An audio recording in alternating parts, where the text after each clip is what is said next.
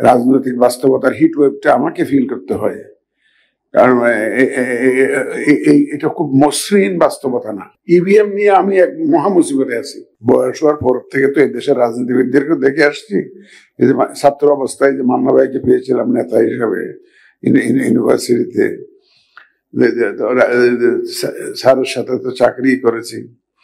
তো এখন রাজনীতিবিদদের সাথে ডিল করতে করতে এবং এই দেশে ইলেকশন দেখতে দেখতে পাকিস্তান আমল থেকে তো ইলেকশন দেখে আসছি, বেসিক ডেমোক্রেসি থেকে আরম্ভ করে সবকিছু।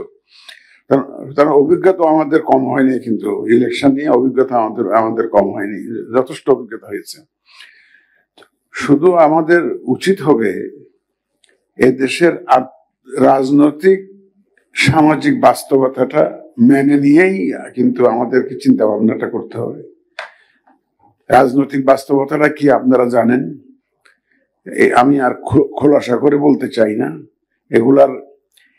এগুলার হিট ওয়েভ আমি ফিল করি এখানে বসে। রাজনৈতিক বাস্তবতার হিট ওয়েভটা আমাকে ফিল করতে হয়, কারণ এটা খুব মসৃণ বাস্তবতা না, এবং সামাজিক বাস্তবতাও সেরকম। এগুলা বিবেচনায় নিয়েই কিন্তু আমাদেরকে আগাতে হচ্ছে। শুধুমাত্র সিটি ব্যাংকে অ্যাকাউন্ট থাকলেই করতে পারবেন গুগল পে। তাই অ্যাকাউন্ট খুলুন আজই। এমন না যে কোন ইলেকশন কমিশনের পক্ষে, ইভেন আপনাদেরকেও যদি বসাই দিই এখানে, এগুলাকে তো ইগনোর করে আপনারা যাওয়া সম্ভব না। বাস্তবতা যেটা আছে সেটা আপনাকে বিবেচনায় নিয়ে smartly you have to try to overcome the challenges, তাই না? ওইভাবে একদম ইগনোর করে যাওয়া সম্ভব না বাস্তবতাটা। সব দিক থেকে বাস্তবতা আছে, সামাজিক বাস্তবতা আছে। সুতরাং সবকিছু বিবেচনায় নিয়ে আমরা আমাদের সেই স্লো অ্যান্ড স্টেডি ওয়েতে, কম কথা কাজ বেশি, সেই ওই যে একজন বলেছেন যে কথা কম কাজ বেশি, আমরা সেইভাবে মোটামুটি এগিয়ে যাচ্ছি। এ পর্যন্ত ইনশাল্লাহ সাকসেসফুলি আমরা আগাতে পেরেছি।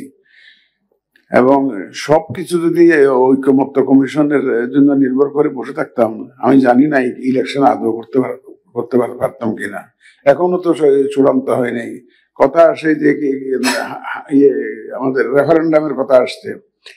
তো রেফারেন্ডামটা সকালের সেশনে বলছে, আমি ভুলে গেছিলাম একটু রেসপন্ড করার জন্য, কিভাবে ভোট করবো না করবো।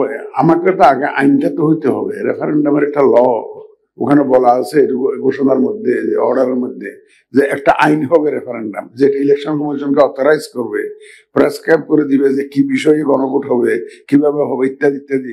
91 সালে লটা স্যার আপনাদের মনে আছে, প্রেসিডেন্ট জিয়া করেছিলেন তো মার্শাল প্রক্লেমেশনের আন্ডারে, এরশাদ করেছিলেন মার্শাল প্রক্লেমেশনের আন্ডারে, জাস্টিস শাহাবুদ্দিন আহমদ একটা আইন করেছিলেন। ওই আইনটা তো হইতে হবে।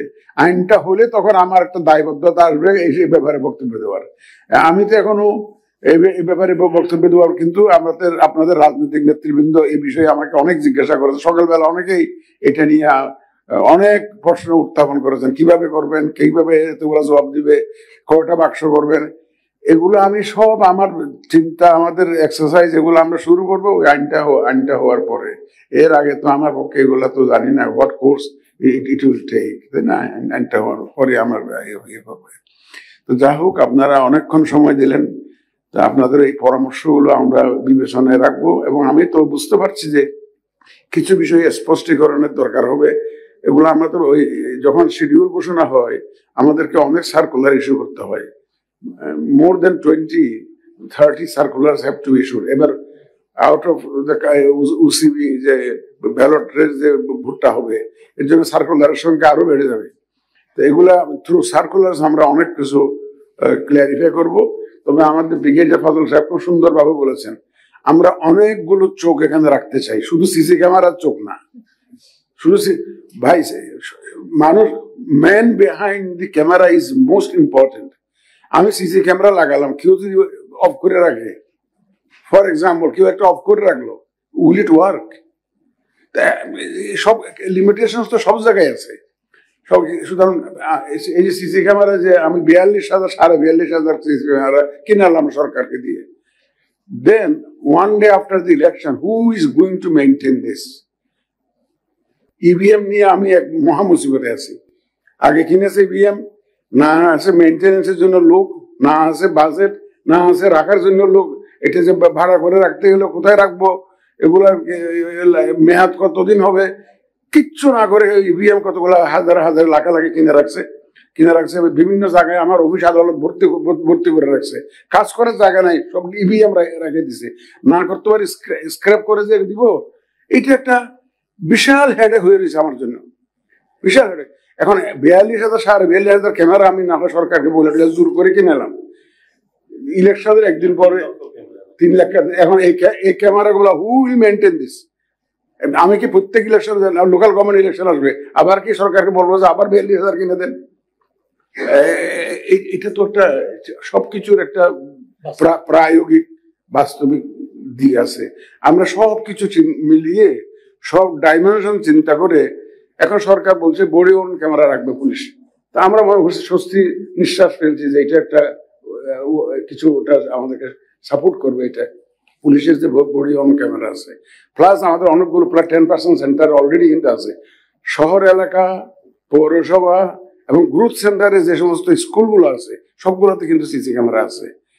সুতরাং large number of centres have CC cameras already installed. এটা একটা আমাদের জন্য অ্যাডভান্টেজ, আমরা এগুলা অন রাখার জন্য চেষ্টা করব। তারপরে আমাদেরকে ঢাকা ইউনিভার্সিটির ভাইস চ্যান্সেলর মহোদয় পরামর্শ দিয়ে গেছেন যে সিসি ক্যামেরা হবে আপনার সাংবাদিকরা, সিসি ক্যামেরা হবে আপনার এই অবজারভাররা। যদি আপনি গুড অবজারভার রাখতে পারেন, যদি ভালো সাংবাদিকদের জন্য ওপেন করে দিতে পারেন, যেটা আমরা চাই, we want to be transparent. এই যে লুকাইয়া ইলেকশন করতে চাই না, সবাই দেখুক, সাংবাদিকদের ভাইরা দেখুক, তাদের ক্যামেরা হবে আমাদের পক্ষ হয়ে সিসি ক্যামেরা, এই সাংবাদিকদের ক্যামেরা। সুতরাং আমরা চাই এই ধরনের ব্যবস্থার মধ্যে দিয়ে। এখন আমরা তো এমন না যে ইচ্ছা হইলো আর একটা আগাই গেলাম, সেরকম সবকিছু বাস্তবিক এবং বাস্তবতা বিবেচনায় নিয়ে একটা স্মার্ট সলিউশন আমাদেরকে আসতে হবে। তো শুধু সেইভাবে আমরা এগিয়ে যাচ্ছি। ইনশাল্লাহ আপনাদেরকে সাথে নিয়ে আমরা সুন্দর নির্বাচন দিতে পারবো, সেই বিশ্বাস আমাদের আছে, সে আস্থা হারায়নি।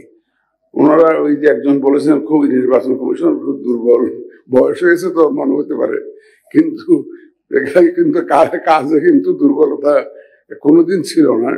এটা ছিল না ন্যায় নীতির ব্যাপারে, আইনের ব্যাপারে, বিধির ব্যাপারে নো কম্প্রোমাইজ ইনশাল্লাহ। তবে আপনাদের সমর্থন দরকার হবে।